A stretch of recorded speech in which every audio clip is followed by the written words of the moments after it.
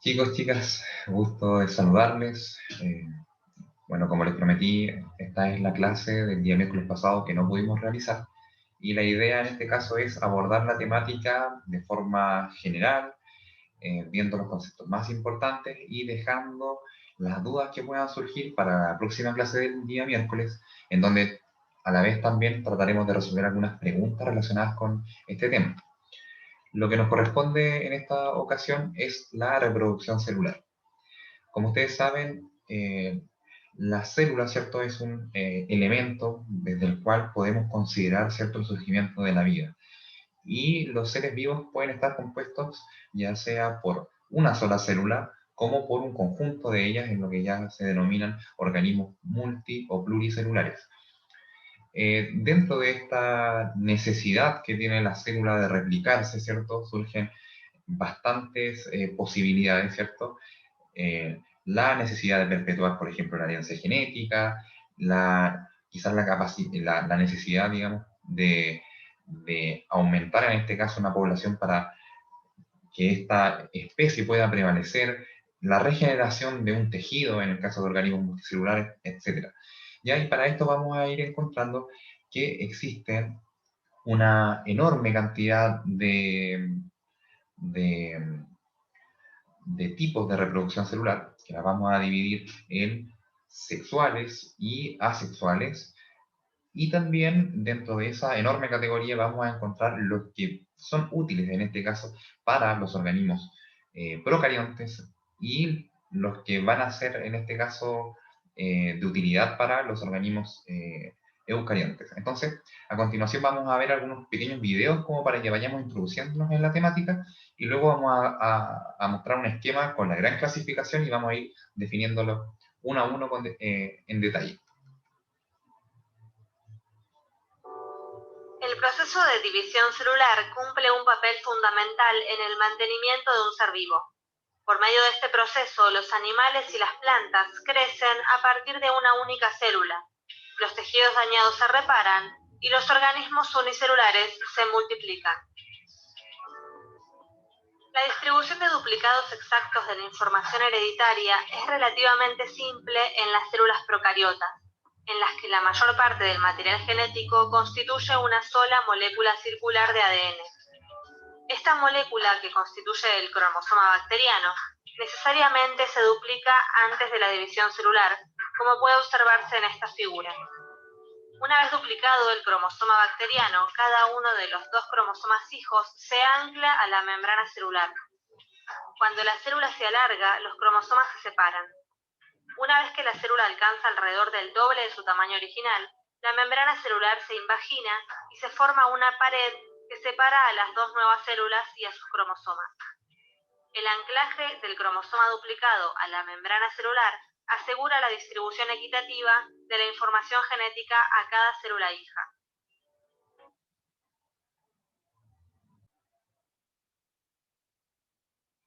Bueno, como pudieron apreciar, esto ya es uno de los mecanismos, ¿cierto?, que nos toca ir revisando. Lo de los organismos procariontes son en realidad mecanismos bastante más simples que lo que vamos a ver en organismos eucariontes y principalmente los de tipo pluricelular, ¿ya? Dentro de esto podemos ver el método en que las bacterias en este caso se dividen, que es a través de la fisión binaria, ¿cierto? Y otros tipos de mecanismos por los cuales la célula simplemente multiplica los componentes que tiene y luego finalmente se estrangula para generar en este caso dúplicas, ¿cierto? Exactas. Ahora, mostrar brevemente un conjunto de posibilidades, ¿cierto? Ya clasificándolo no como eucarionte y procarionte, sino como tipo de reproducción asexual, ¿ya? Acá vamos a encontrar una serie de metodologías que la podemos encontrar en organismos que son tanto procariontes como eucariontes. Y ya vamos a ir definiendo un poquitito cuál corresponde al correspondiente tipo. En la reproducción asexual, un ser vivo puede dar origen a un nuevo individuo y puede lograrlo sin la necesidad de una pareja el nuevo individuo es genéticamente igual a su progenitor. Existen diferentes tipos de reproducción asexual, los cuales son fisión binaria o bipartición, la llevan a cabo los protozoarios y las bacterias. El organismo progenitor se divide para formar dos células hijas a partir de la célula inicial. La gemación la llevan a cabo las esponjas e hidras marinas. El proceso consiste en el desarrollo de brotes o yemas en la superficie del cuerpo de un organismo. Dichos brotes darán origen a nuevos individuos que podrán permanecer adheridos a su progenitor o separarse de él, dando lugar a un ser independiente.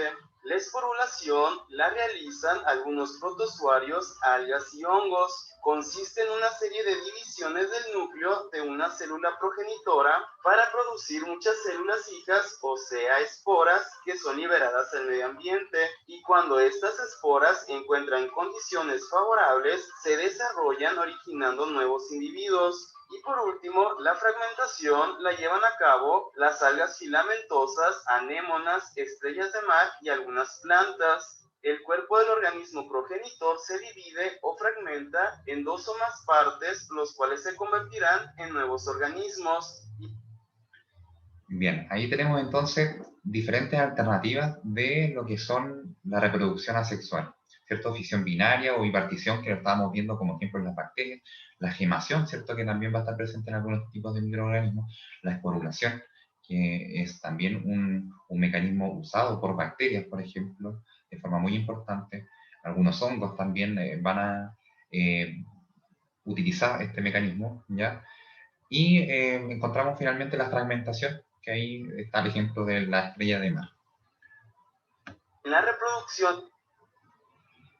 Bueno, luego tenemos en este caso a los eucariontes, no, hay un pequeño error en la diapositiva, y acá ya comenzamos a hablar de un mecanismo que es más complejo, pero que también es asexual, y que en este caso es la mitosis, ¿ya? Entonces, este mecanismo que está presente de forma exclusiva en organismos eucariontes, ¿cierto? Lo vamos a también a sumar a estos que vimos anteriormente como un mecanismo de reproducción asexual. Por otro lado, en las células eucariotas, la distribución equitativa del material genético es mucho más compleja que en los procariotas. Esto se debe a que una célula eucariota típica contiene cerca de 1000 veces más ADN que una célula procariota, ya que su ADN, que es lineal, está repartido en varios cromosomas.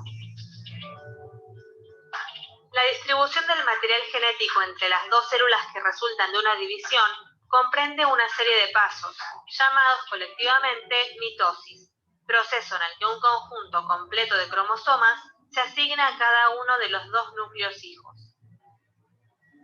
Bueno, ahí tenemos entonces a grandes rasgos lo que en este caso es la mitosis. Aquí podemos ver, por ejemplo, la seguidilla de pasos que va a permitir en este caso la replicación, la división celular, pero que obviamente tiene un conjunto más de etapas y pasos que vamos a ir analizando uno a uno a continuación.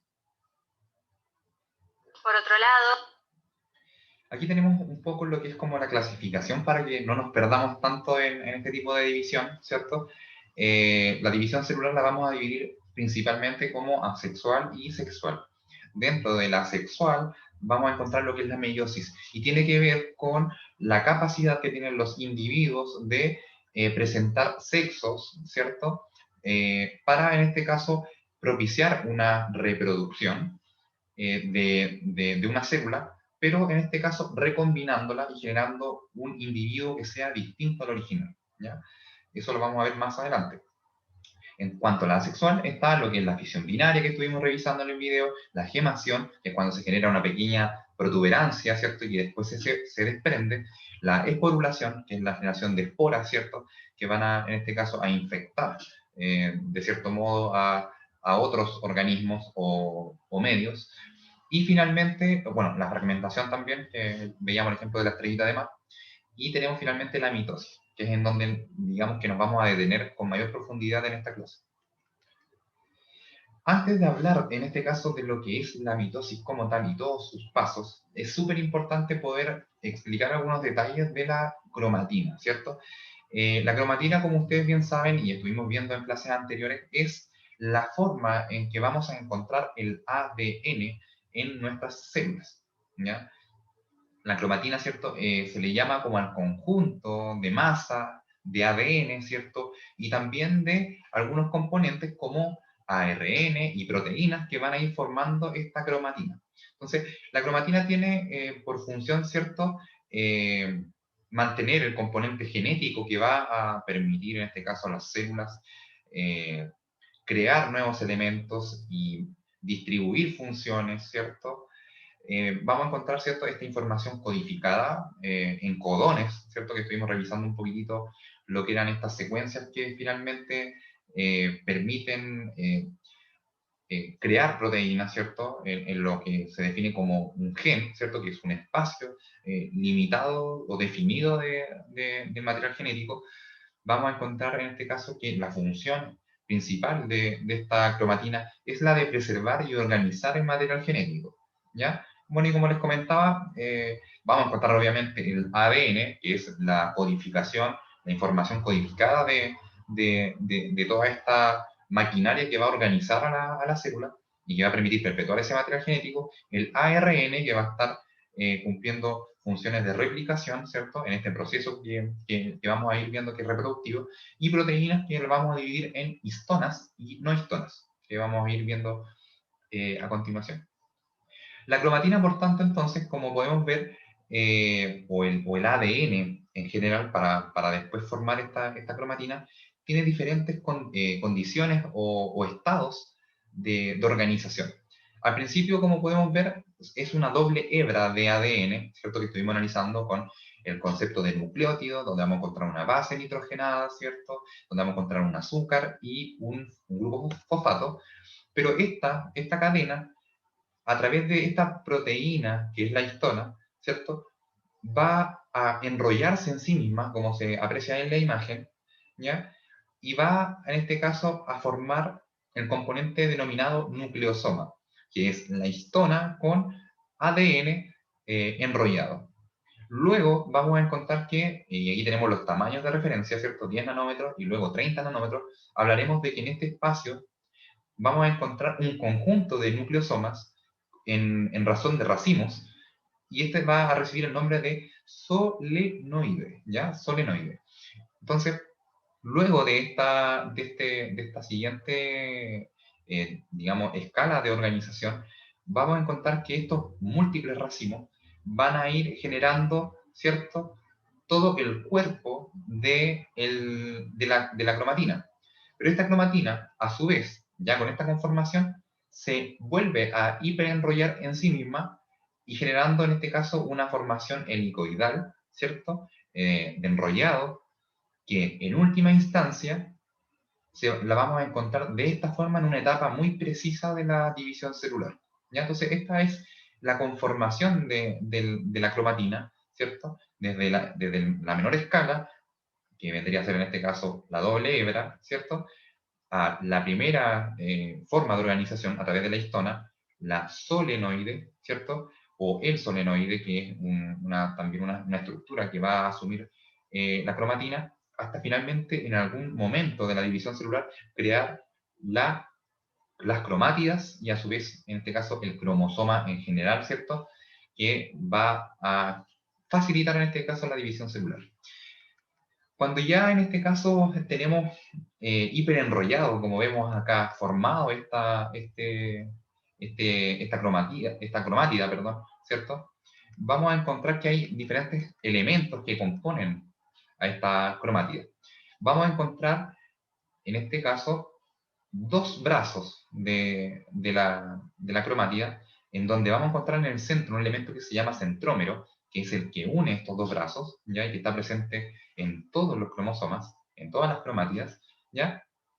Y vamos a encontrar en las puntas un elemento que se llama telómero y que viene a fijar el final de la cromátida, de tal forma también de proteger en este caso la estructura del ADN para que no se desarme, por decirlo así, y esto finalmente es lo que forma toda la estructura de la cromatida. Ahora, dos cromátidas, ¿cierto? Cuando se vive el proceso de replicación, esta cromátida tiende a duplicarse, y es así como finalmente se genera el cromosoma, el que finalmente, en el momento de la división, se va a separar a cada una de las respectivas células hijas. Entonces, bueno, eso es lo más importante con respecto a la conformación de la cromátida y el cromosoma como tal.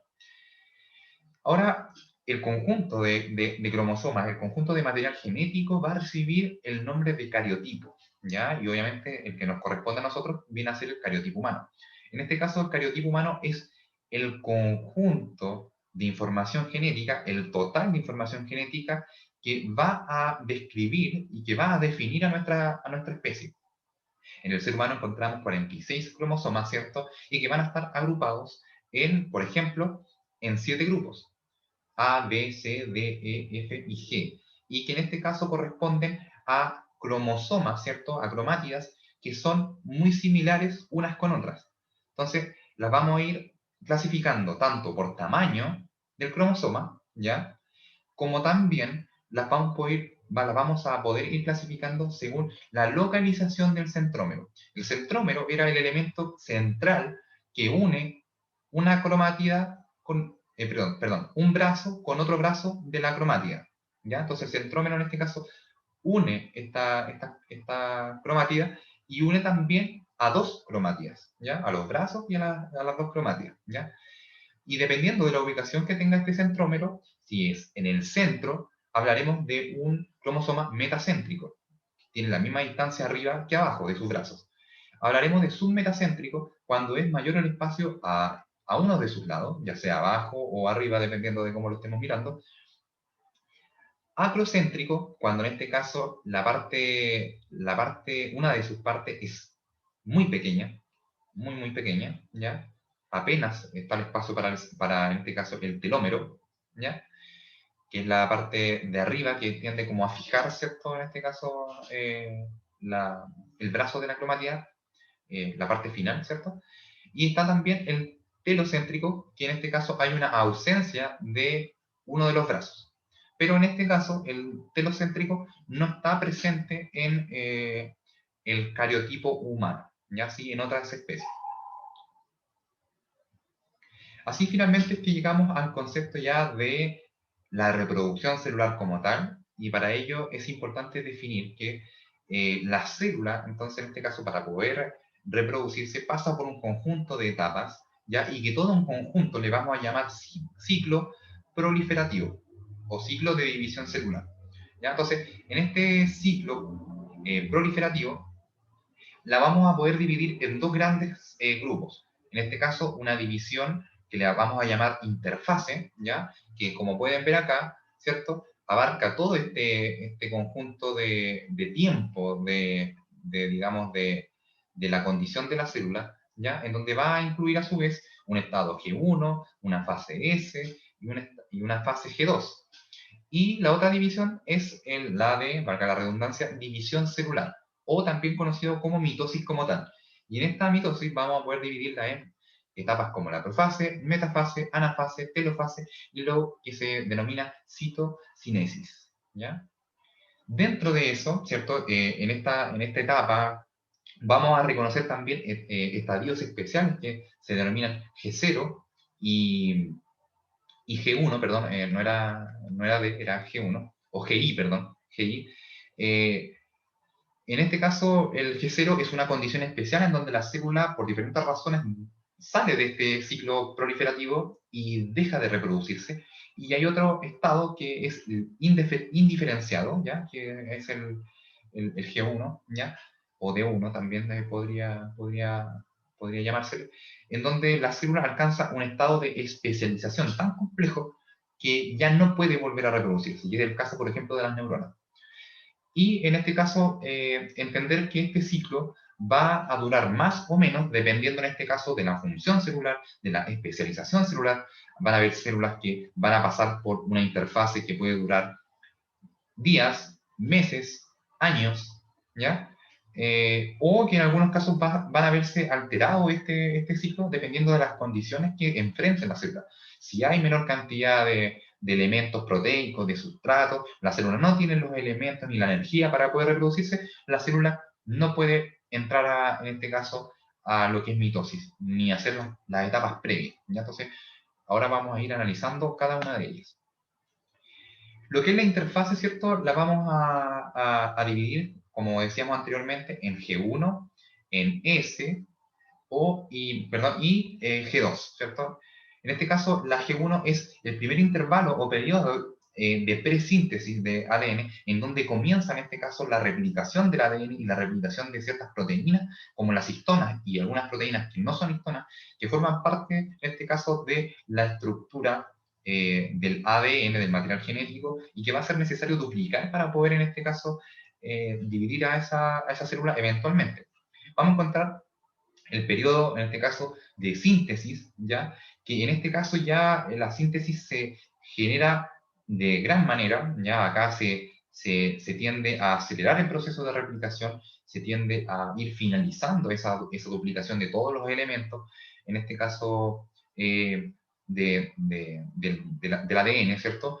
Para luego pasar, en este caso, al intervalo postsíntesis, que es la G2, ¿ya?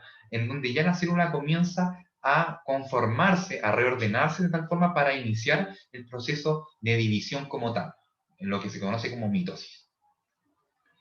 G1, ¿cierto? Vamos a poder encontrar un cambio conformacional de la cromatina, ¿ya?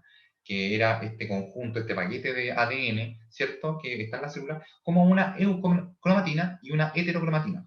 La heterocromatina, en este caso, es un estadio de la cromatina que, en este caso, está hiperenrollada y que, por lo tanto, es muy difícil de poder replicar.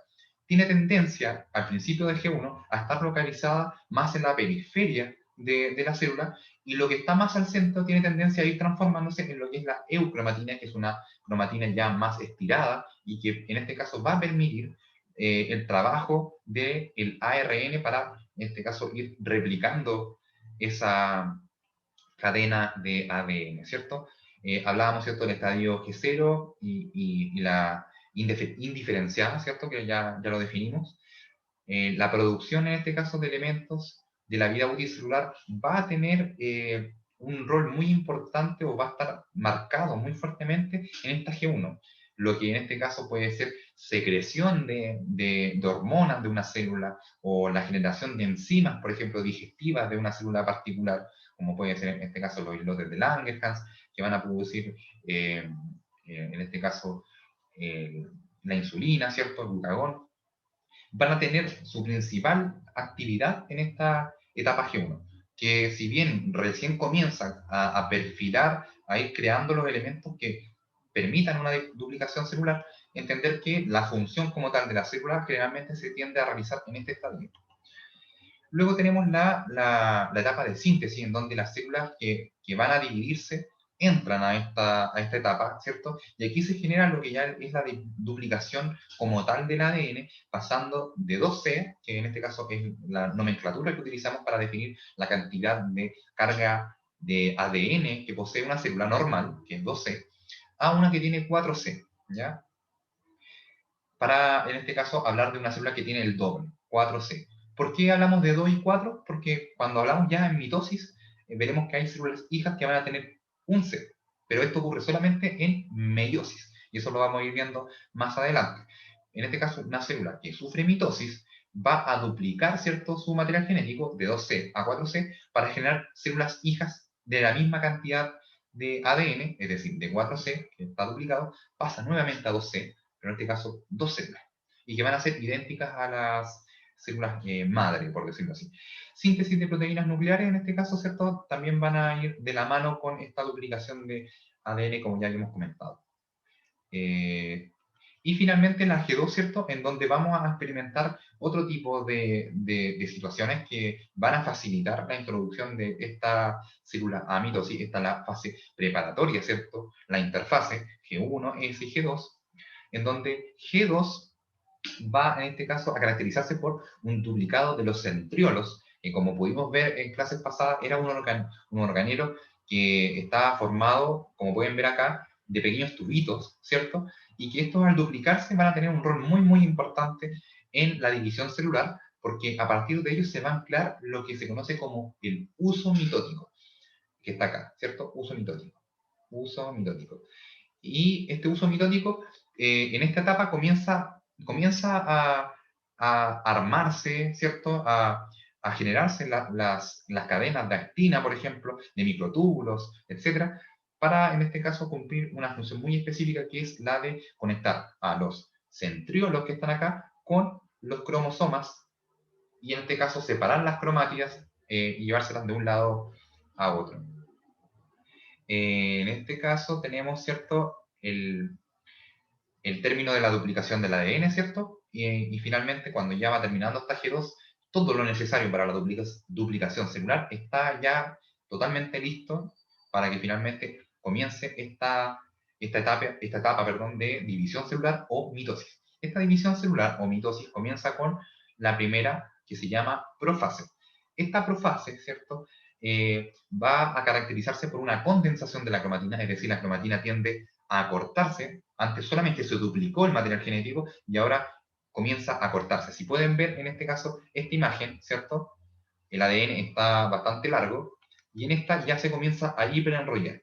Entonces, surgen los cromosomas, ¿cierto? Ya en la conformación habitual en que los conocemos como una especie de H, ¿ya? Desaparece el nucleolo y comienzan a aparecer las fibras del uso mitótico, ¿ya? Que la vamos a ir, lo vamos a explicar, ¿cierto? Más gráficamente a continuación. Y se da paso a una fase que también es como reconocida bajo algunas literaturas como prometafase, que es una etapa ya anterior a la metafase, que es la que continúa, pero que es una fase intermedia entre la profase y la metafase. Aquí tenemos en este caso que la profase la podemos dividir, ¿cierto?, en una profase temprana y una profase tardía. En la temprana vamos a tener que el ADN, ¿cierto?, o la cromatina, se hiperenrolla, ¿cierto? Y en este caso el uso mitótico se está recién conformando, ¿cierto? Alrededor, se está comenzando a armar, y los centriolos están, en este caso, agrupados en una parte de la célula.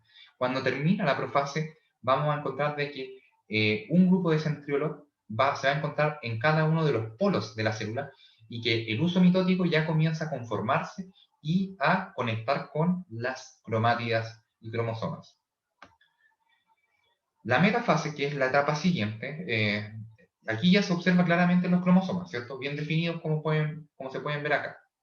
Estos se alinean en el centro, formando lo que se conoce como la placa ecuatorial, ¿ya? Esta es la placa ecuatorial de la metafase, en donde es muy característico, ¿cierto?, de que los cromosomas se encuentran muy alineados, ¿cierto? Cuando se forma esta placa, uno tiene que saber automáticamente que nos encontramos en una metafase. Luego se distingue en este caso los microtúbulos, ¿cierto?, que van a formar el uso mitótico, y que este uso mitótico lo vamos a dividir en tres tipos: cinetocóricos, ¿ya?, que son aquellos del uso mitótico, que son estas ramitas, ¿cierto?, que se van a conectar al cromosoma; los polares, y otro también que vamos a ir revisando, me parece que en... A ver, no tengo... acá, sí. Acá, ¿no? Sí, acá está. Ya, perfecto. Entonces, hablamos, ¿cierto?, que esta metafase se va a caracterizar porque el uso mitótico, que son estas fibras, van a alinear los cromosomas en el centro. El uso mitótico lo vamos a poder dividir en cinetocóricos, polares y astrales, ¿ya? Entonces acá en la imagen se tiende a graficar cada uno de ellos. En este caso, los cinetocóricos, como les explicaba, son los que conectan directamente con el centrómero de este cromosoma, ¿cierto?, a un lado y otro. Acá está marcado cinetocoro, ¿cierto?, acá. Entonces los microtúbulos del cinetocoro son aquellos que conectan directamente con estos cromosomas. Los microtúbulos polares son aquellos que conectan a los centriolos con otros centriolos, ¿ya? En este caso, colaborando con la estructura, manteniendo cohesión, una cierta estabilidad a este proceso. Y encontramos finalmente los astrales o áster, que son aquellos que van a anclarse con la pared de la célula y van a permitir que estén fijos estos centrómeros. En células vegetales, ¿cierto? No existe el uso mitótico, sino que existen lo que se conocen como centros organizadores nucleolares, ¿ya? Y que van a cumplir prácticamente la misma función.